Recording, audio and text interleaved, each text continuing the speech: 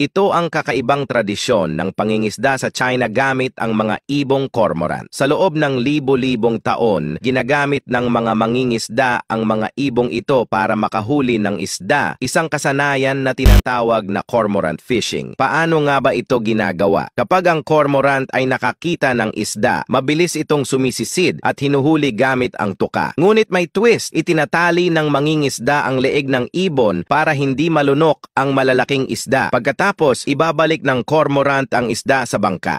Ang cormorant fishing ay matagal nang ginagamit sa mga lugar tulad ng Guilin at Lee River. Hindi na ito kasing karaniwan dahil sa modernong teknolohiya, pero nananatili itong simbolo ng kultura at isang paalala na minsan ang kalikasan ang ating pinakamainam na kakampi.